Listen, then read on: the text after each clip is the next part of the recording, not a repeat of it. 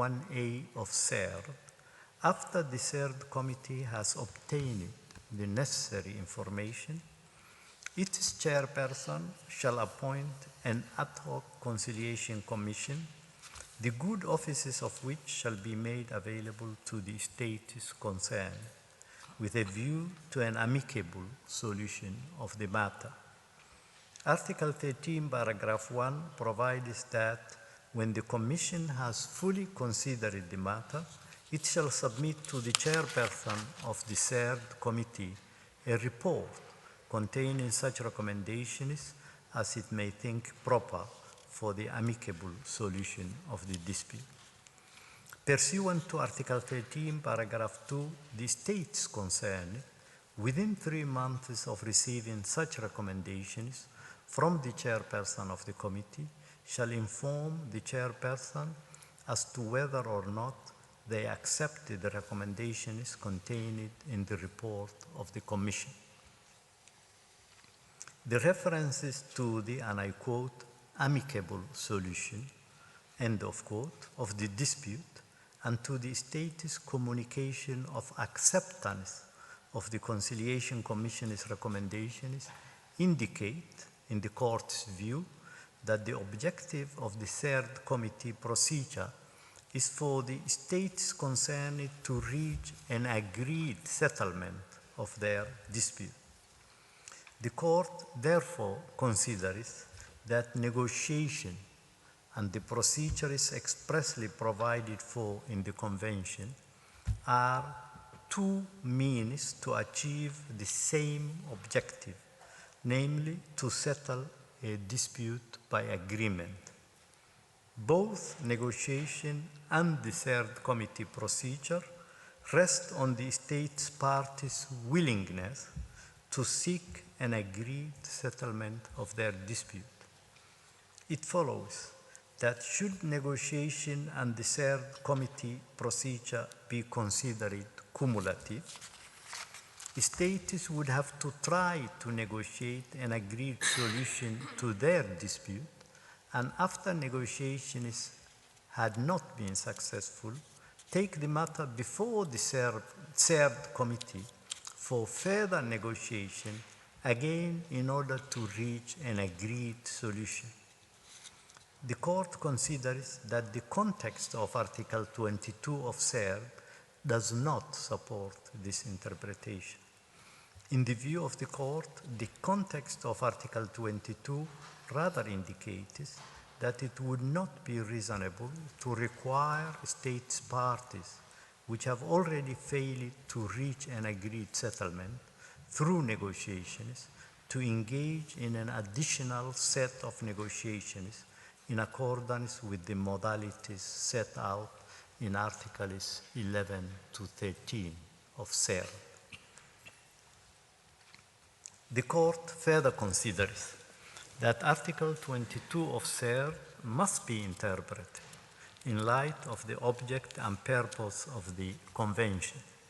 Article 2, paragraph 1 of CERD provides that states parties to CERD undertake to eliminate racial discrimination without delay.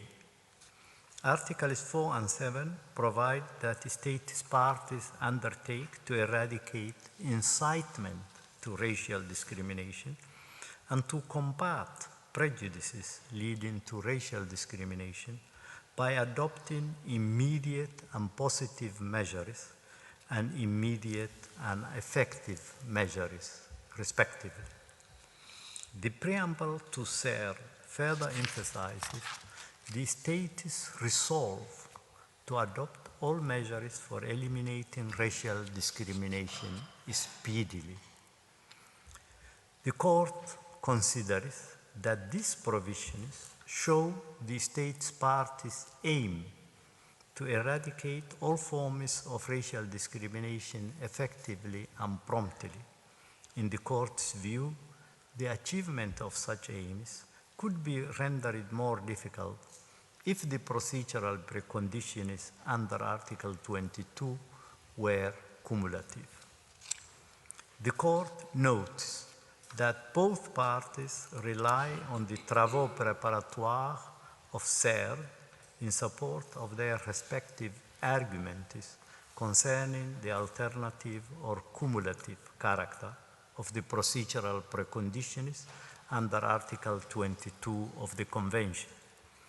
Since the alternative character of the procedural preconditions is sufficiently clear from an interpretation of the ordinary meaning of the terms of Article 22 in their context, and in light of the object and purpose of the Convention, the Court is of the view that there is no need for it to examine the travaux préparatoires of SER.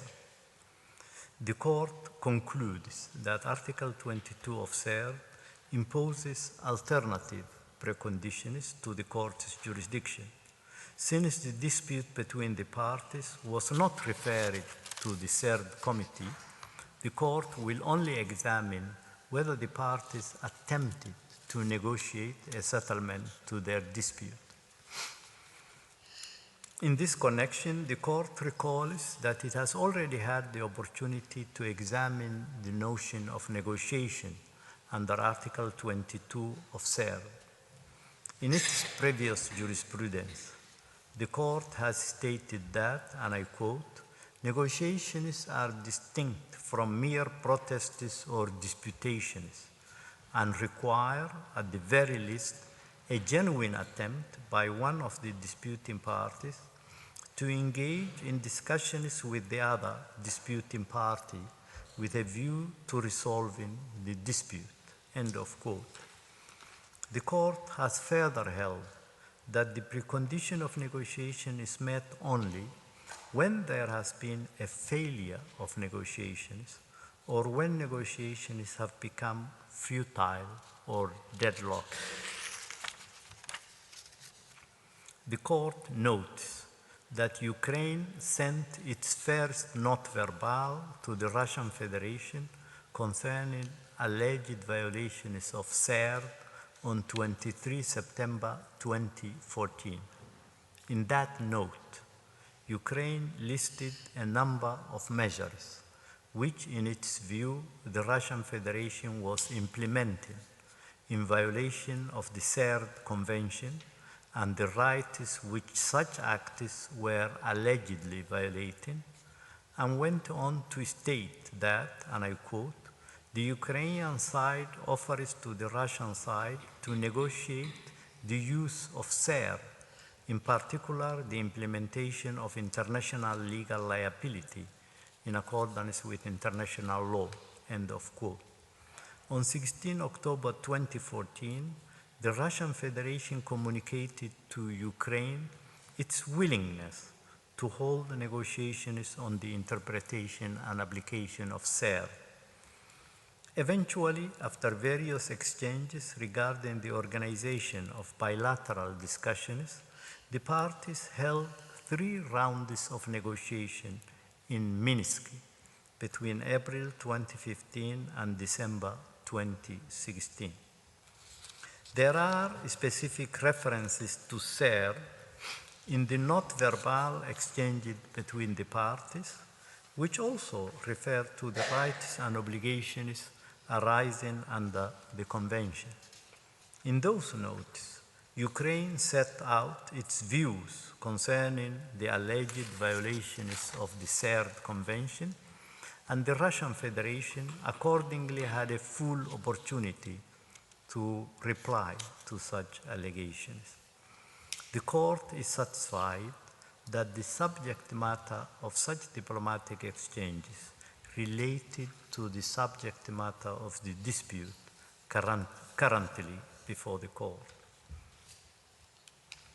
The Court observes that the negotiations between the parties lasted for approximately 2 years and included both diplomatic correspondence and face-to-face meetings, which, in the Court's view, and despite the lack of success in reaching a negotiated settlement, indicates that a genuine attempt at negotiation was made by Ukraine. Furthermore, the Court is of the opinion that during their diplomatic exchanges, the parties' respective positions remained substantially the same. The court thus concludes that the negotiations between the parties had become futile or deadlocked by the time Ukraine filed its application under Article 22 of CER. Accordingly, the court concludes that the procedural preconditions for it to have jurisdiction under Article 22 of CER are satisfied in the circumstances of the present case.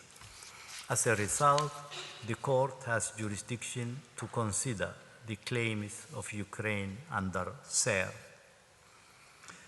The court finally turns to the objection raised by the Russian Federation to the admissibility of Ukraine's application with regard to claims under CER on the ground that Ukraine did not establish that local remedies had been exhausted before it seized the court.